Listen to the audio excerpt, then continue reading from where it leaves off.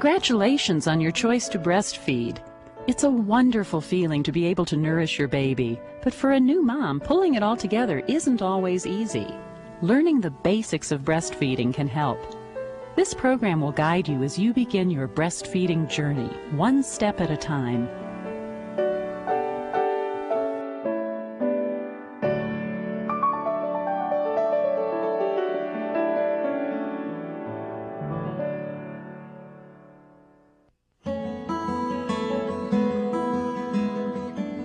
Breastfeeding within the first hour after birth is best for both baby and mom.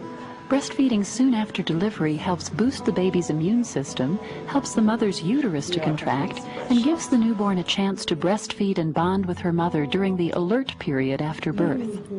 Moms should tell the hospital staff that they will be breastfeeding so their babies aren't given any bottles of formula or water.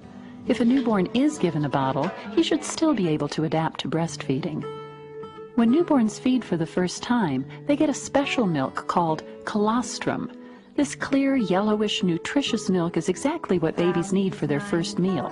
Colostrum is easily digested by newborns' delicate systems and is packed full of antibodies that protect them from sickness. A mother starts making this special milk during pregnancy and continues to make it for a few days after her baby is born. It then changes into mature breast milk.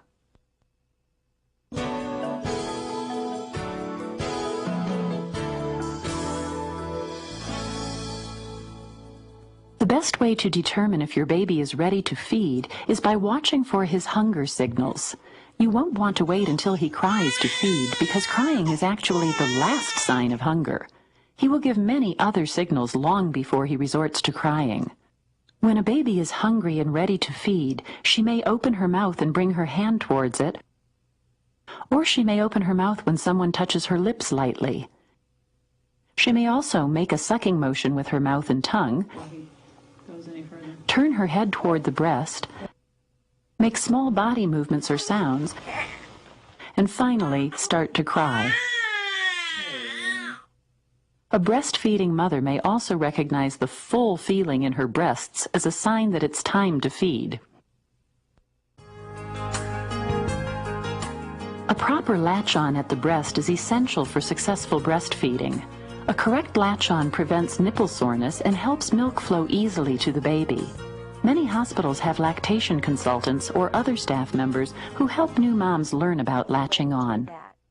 You want to turn him on his side, facing your tummy, with his mouth right in front of your nipple, just like that. And that underarm is under your breast, just like it is. Okay. Then you're going to have thumb on top of your breast and fingers underneath with your hand off of the brown part or the areola. And then the third step is touching his lower lip with your nipple till he opens wide, and then when he opens, with your arm you pull him in close. And there. This animation shows a baby correctly latching onto the breast. You can see how he opens his mouth wide as he is pulled in close to the breast so he can take in the areola, which is the brown or pinkish area around the nipple. When a baby is latched on properly, at least an inch of the areola and all of the nipple is drawn far back inside the mouth. The baby's tongue is under the nipple and slides forward over the lower lip. Once the baby has a good latch on, there will first be a short period of quick sucking to get the milk flowing. Then rhythmic sucking will begin with regular swallowing. The tongue acts in a wave motion, moving the milk through the nipple. You can tell that this baby is actively nursing because he has a good latch on, is alert, and you can hear him swallow after every 2 or 3 sucks. Listening for swallowing helps you know your baby is actually getting milk. This shows a baby latching on improperly to the breast. You can see that his mouth does not open wide to take in enough of the areola. As a result, the nipple is not back far enough in the baby's mouth, and his tongue is not completely underneath the nipple or far enough forward over the lower lip. This sort of incorrect latch-on can cause sore nipples and may prevent the baby from getting enough milk. If your baby doesn't latch on correctly, gently take him off and try again. One way to do this is to insert a clean finger in the corner of his mouth to break the suction and gently pull your breast away.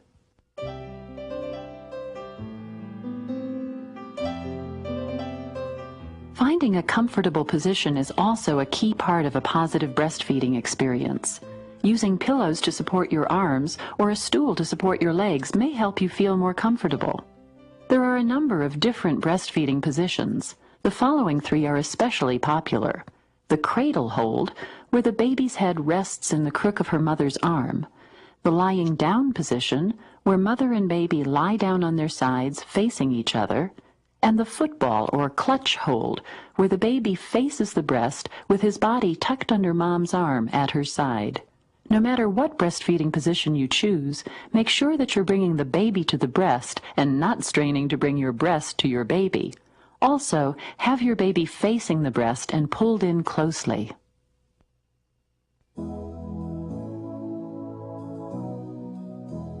Engorgement and sore nipples can cause discomfort for some new moms in the first few days after birth. However, these are temporary problems, and once moms get through them, breastfeeding will be more comfortable.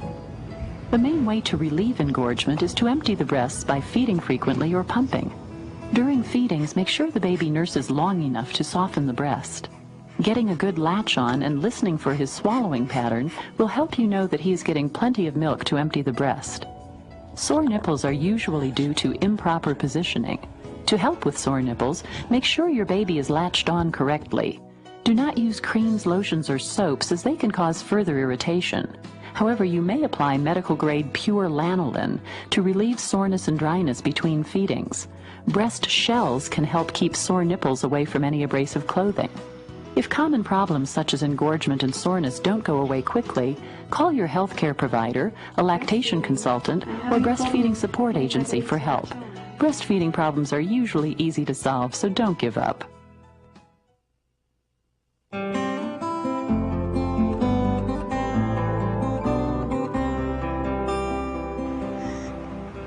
Although new parents are urged to watch for hunger signals instead of scheduling feedings, there are some general guidelines to follow. Since breast milk is digested quickly, newborns need to feed about every 1.5 to 3 hours, which means at least 8 times in 24 hours. Remember, babies' feeding patterns vary, so some days they may want to nurse frequently, even every 45 minutes or so, while on other days it might be less often. Newborns also need to feed at least once at night. A young baby is growing at an amazing rate and needs the extra nourishment provided by a night feeding. Also, if a new mother goes 4 or more hours without nursing, her breasts may feel uncomfortably full, and she may need to breastfeed to get relief.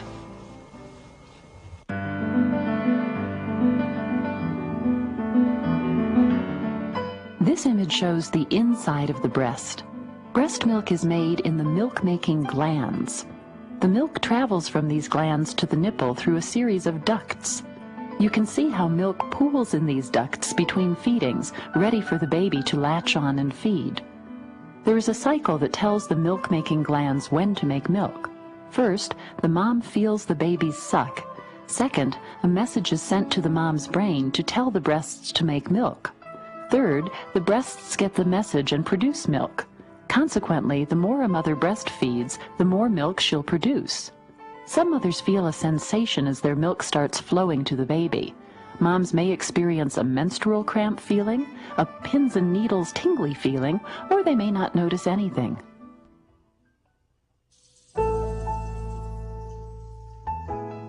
It is not necessary to switch breasts halfway through a feeding. In the beginning of each feeding, babies get foremilk, which is full of nutrients and looks thin because it contains more water to satisfy thirst. As the baby feeds, this gradually changes to hind milk, which is richer. Hind milk is higher in calories, which are important for weight gain and satisfying hunger. It is important for babies to completely finish the first breast at each feeding so they get all of the richer hind milk. So if a baby finishes one breast, she may feel completely satisfied and not want to take the second breast. But in the beginning, it is helpful to regularly use both breasts at each feeding to keep up a good milk supply and to relieve fullness. Because babies need this hind milk, newborns breastfeed for about 20 to 40 minutes at a time. As babies get older, they usually feed for shorter periods.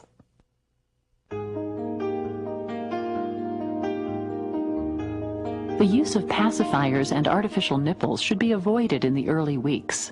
Several research studies have suggested that pacifier use has been associated with slow weight gain, nipple confusion, ear infections, and early weaning.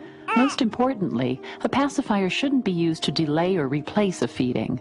It's best for your baby to learn the sucking motion from your own breast, and a pacifier can't give your baby the comfort and security of being held close to your breast. If breastfed babies must be given bottles either of breast milk or supplemental formula, they can usually adapt and continue to breastfeed without any problems. However, bottles should not be introduced until breastfeeding is well established.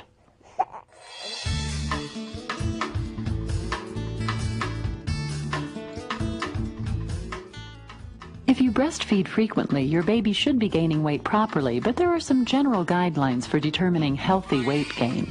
Newborn babies may lose some weight the first 3 or 4 days as they shed extra fluids and pass their first stools. Most babies regain their birth weight within 10 to 14 days. For the first 3 to 4 months, typical weight gain is 6 to 8 ounces each week, or at least 1.5 to 2 pounds each month. From 4 to 6 months, a baby typically gains 3 to 5 ounces each week. Another encouraging sign that your baby is healthy and getting plenty of milk is dirty diapers. After 3 or 4 days, babies typically wet 6 to 8 diapers each day. However, since wetness may be hard to see on some diapers, counting soiled diapers may be more reliable. Healthy babies have at least 4 good-sized bowel movements each day. These bowel movements may look yellowish and have a soft consistency like cottage cheese. After a few months, it's normal for a baby to have fewer bowel movements each day. If you're concerned about your baby's weight gain, don't hesitate to call your healthcare provider or a lactation consultant. It is their job to help make breastfeeding work for you and your baby. Thank you. There are periods when a baby will need to feed more. These are called growth spurts. Growth spurts generally occur at around 2 or 3 weeks, 6 weeks, 3 months, and 6 months. Again, it's important to watch your baby, not the calendar, to recognize these spurts.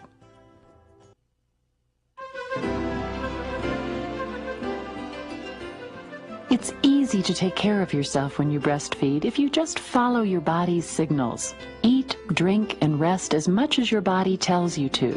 You can even breastfeed when you're feeling under the weather. Just check with your doctor before taking any medications. And remember, everything that you take in as a breastfeeding mother gets passed on to your baby, including alcohol and cigarettes. So ask your healthcare provider about the risks associated with smoking and drinking alcohol during lactation. Also, ask your healthcare provider about the best methods of birth control available for breastfeeding women, because breastfeeding is not birth control.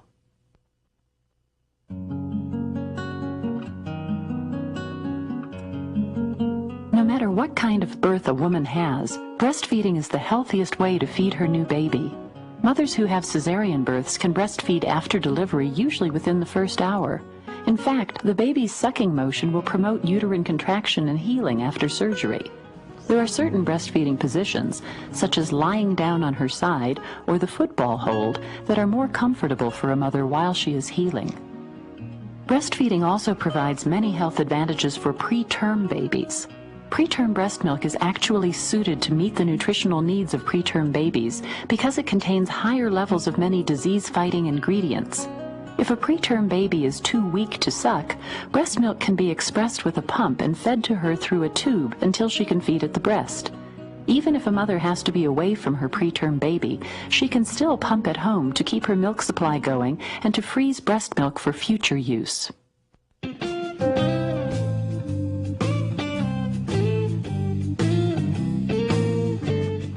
Breastfeeding works for all kinds of families. Dad shouldn't feel left out if mom's breastfeeding. They can find their own ways to bond with baby. Babies like to be rocked, cuddled, sung to, taken on walks, and read to. All are great things for dads to do. And single moms who breastfeed can rely on the support of other family members, friends, and healthcare professionals as they get comfortable with breastfeeding.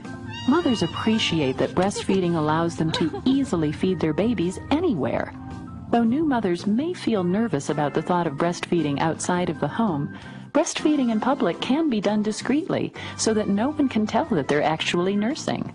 Moms can go to a secluded spot, wear loose clothing, or cover up with a jacket or blanket. Breastfeeding can also work for moms who return to work through pumping breast milk, scheduling more flexible hours, or supplementing with formula. Breastfeeding is economical and convenient. It's a choice that can be adapted to any lifestyle.